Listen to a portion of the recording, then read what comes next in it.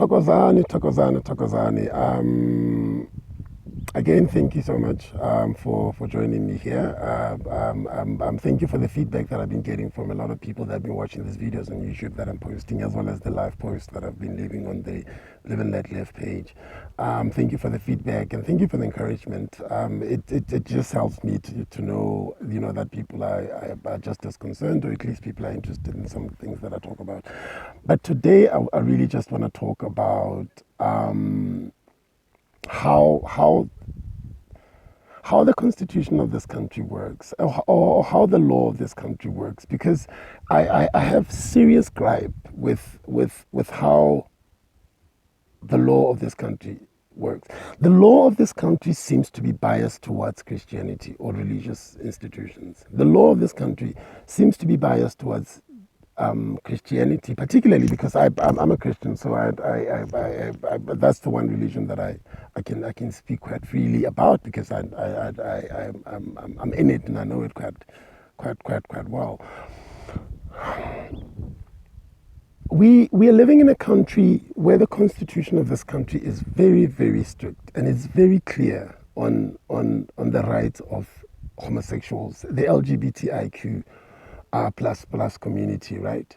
We live in a country that raises its rainbow flag, a constitution that supports, a constitution that protects and protects the rights of gay people, right? Which does not necessarily translate into those rights being protected in all other spheres of our society, in all the institutions of our society.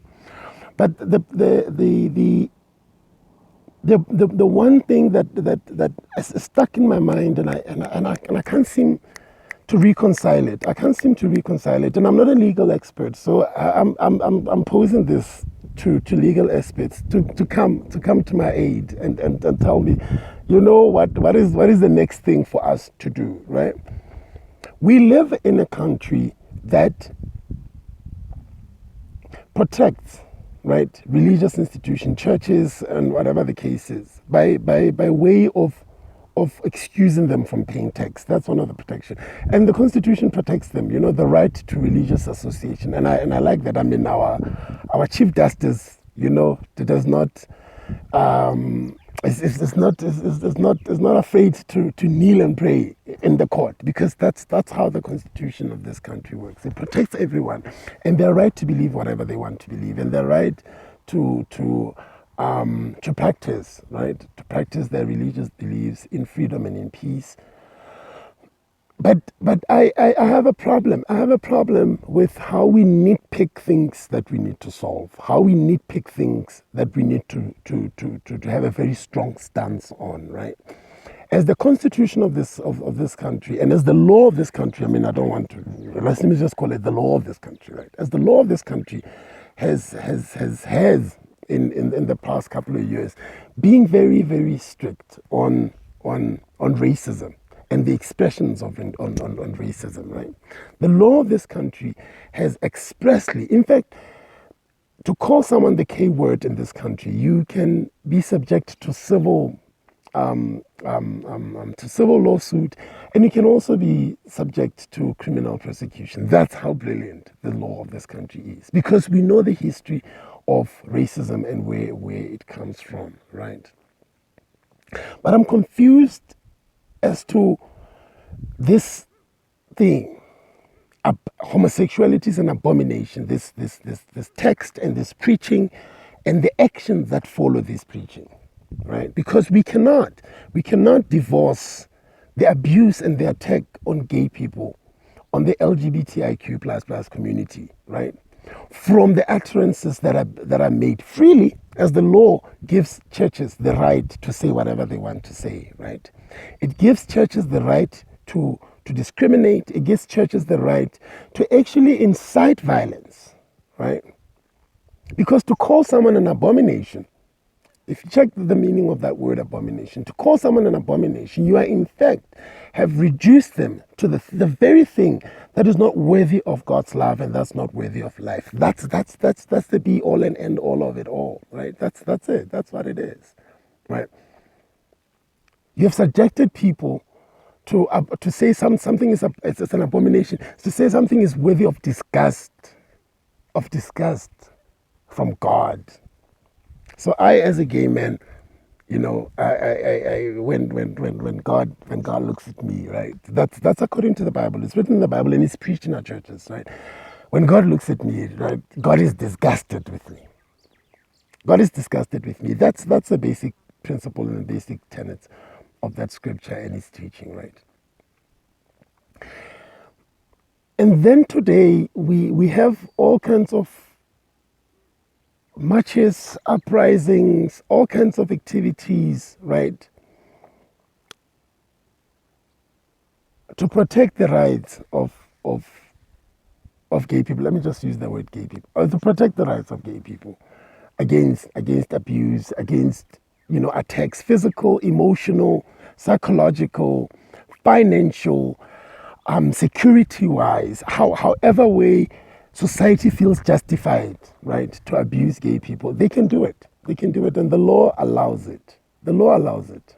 As much as the law has given me the right to be gay and be happy and marry,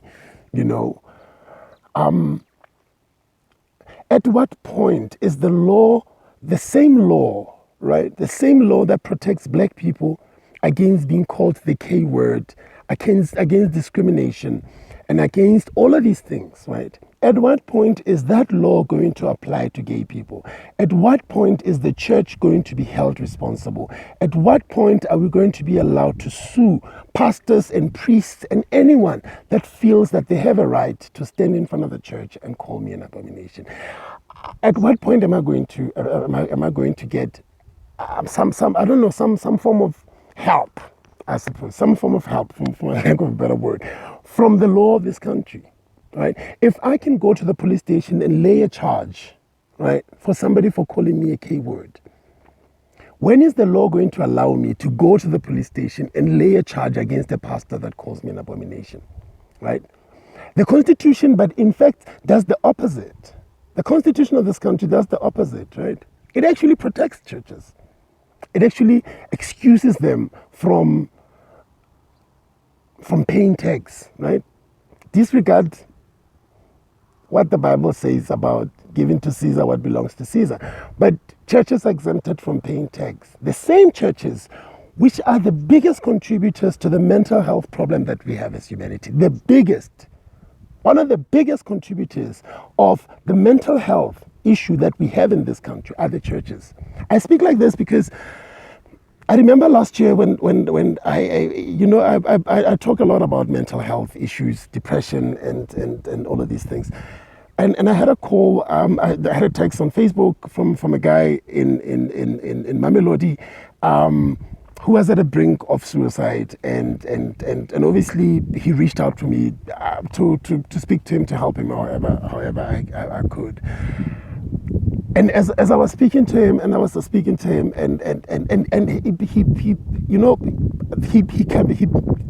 to calm down, right?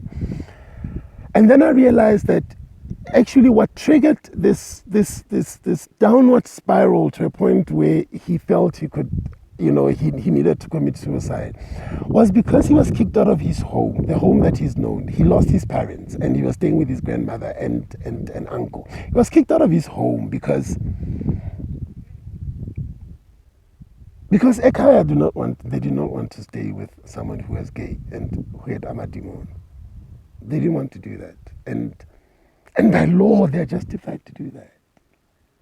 They're legally justified to do that because they can believe it and they can preach it and they can act on it. And they're justified, and it's okay to do that, right?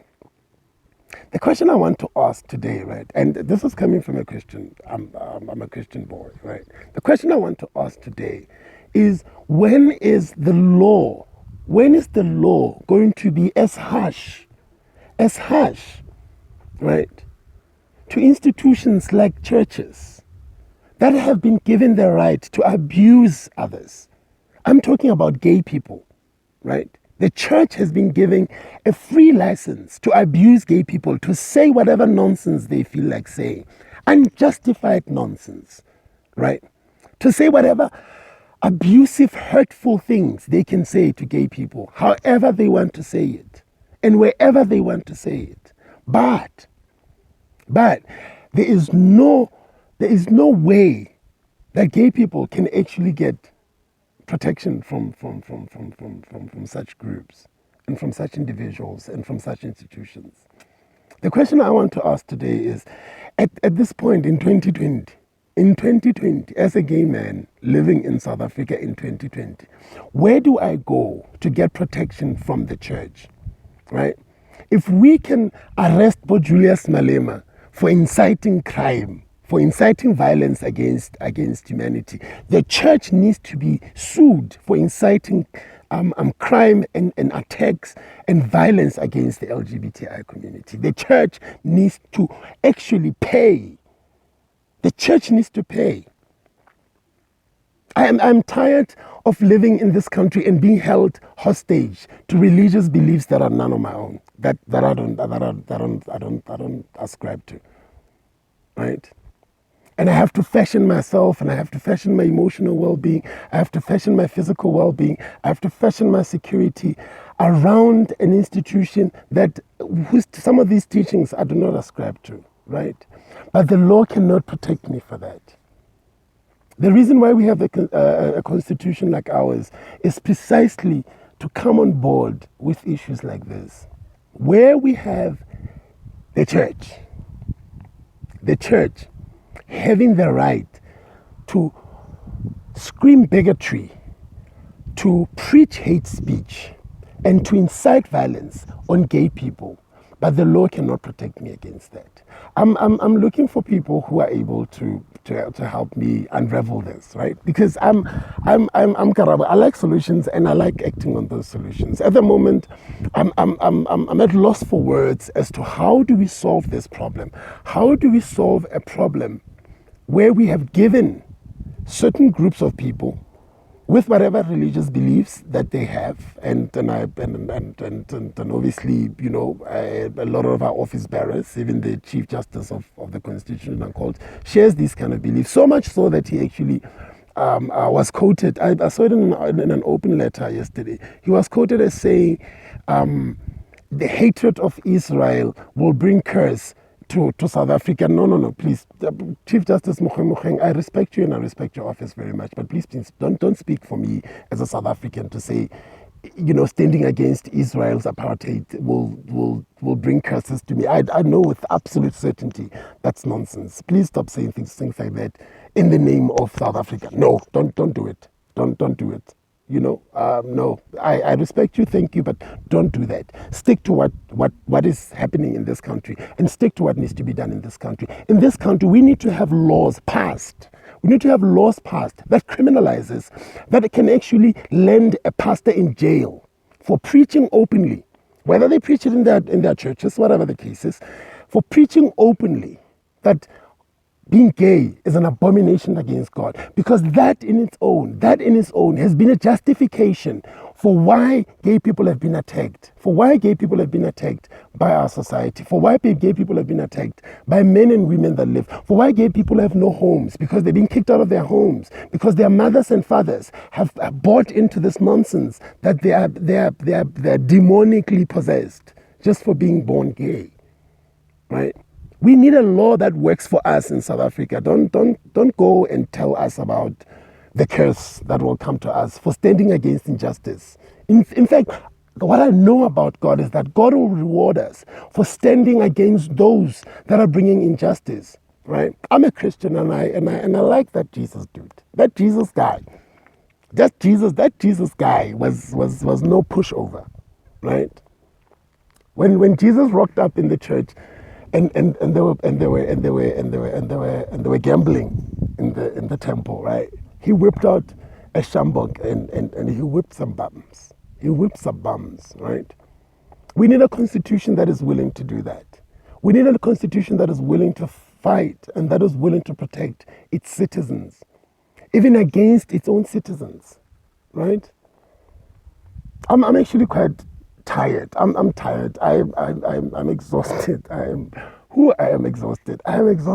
I'm exhausted. We want to live a happy life. We want to live happy. We want to create. We want to work. We want to do incredible things, right? But we cannot be doing these things if we always have to look over our shoulders. Look over our shoulders. Because we are constantly attacked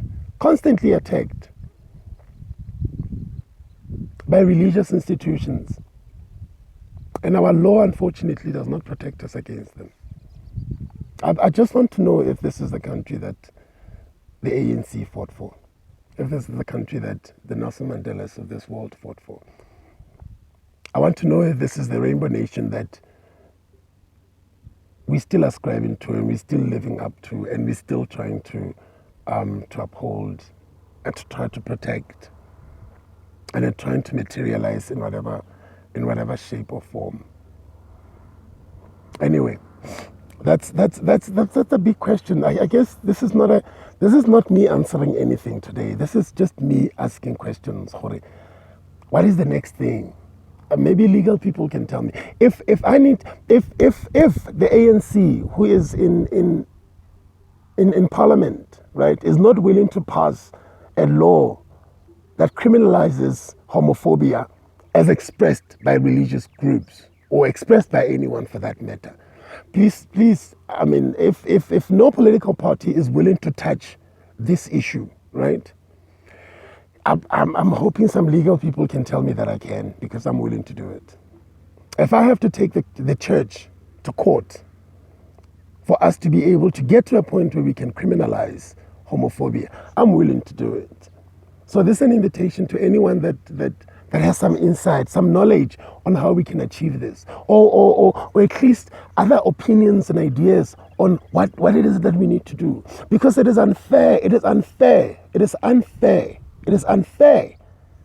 really, that people have to live in fear. People have to live in this country and always have to look over their shoulders. Because on Sunday, there is a man or a woman and their followers that clap. I used to go to church and I used to clap when that was preached. Homosexuality is an abomination. I developed a whole lot of self-hate, but I used to do that. But I want to know from you, right, from anyone, just one person that can tell me how I can go to court and I can actually sue. And I'm willing to do that. This is not an attack on the church or any of the the nonsense that I'm sure this is going to provoke. This is simply asking, Hore, who protects gay people from the church? Who protects us, gay people, from the church? Because I am fucking tired of being abused. I am fucking tired of being called an abomination. And people are free to do that. I am tired of that. Thokozani. Yeah, thank you, Thokozani.